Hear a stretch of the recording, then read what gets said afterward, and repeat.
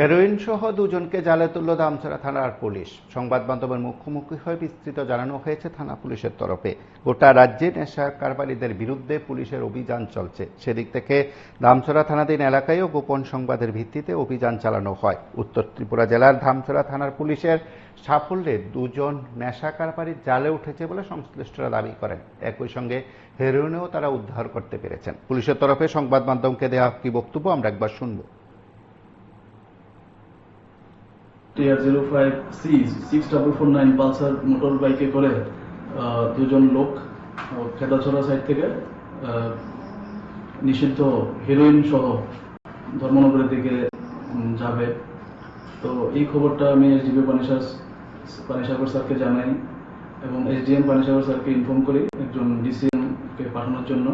পাশাপাশি আমরা district mobile FSL টিমকে আমরা ইনফর্ম করি এখানে ঘটনাস্থলে থাকার জন্য, উপস্থিত থাকার জন্য।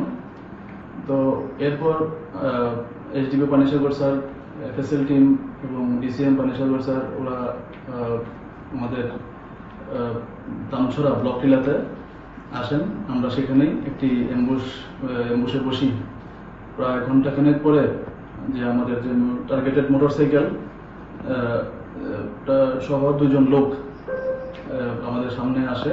আমরা তাদেরকে ডিটেইন করতে সক্ষম হই মোটরসাইকেলটিকে এবং সবার প্রেজেন্সে আমরা তল্লাশি চালিয়ে মোটরসাইকেলের সিটের নিচে থেকে আমরা একটি শোকেসে টোটাল 12 গ্রাম হেরোইন আমরা উদ্ধার করি। পাশাপাশি তাদের পজিশন থেকে আমরা 6000 টাকা এবং একটি মোবাইল ফোন আমরা বাজেয়াপ্ত করি।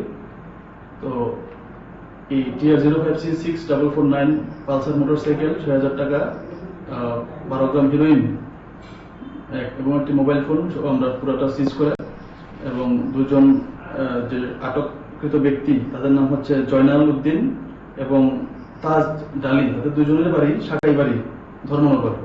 ওদেরকে আমরা ডিটেইন করি এবং থানাতে নিয়ে আসি। তাদের বিরুদ্ধে আমরা একটা এনডিপিএস মামলা আমরা নথিভুক্ত করছি থানাতে। ডিটেইন বাজেয়াপ্তকৃত হেরোইনের আনুমানিক বাজার মূল্য প্রায় লক্ষাধিক টাকা হবে। আপনারা শুনলেন সেখানে পুলিশের তরফে কি বক্তব্য। পুলিশের তরফে যে বক্তব্য রাখা হয়েছে তার পাশাপাশি এই সময়ের মধ্যে নেশা কারবারিদের যে বারবারন্ত তা কিন্তু প্রায় প্রত্যেকে স্বীকার করেন। আবার এও অভিযোগ করছে পুলিশের বিরুদ্ধে যারা আসল কারবারি তাদের বিরুদ্ধে কোনো ব্যবস্থা নেওয়া হয় না। আপনারা দেখতে থাকুন PB24।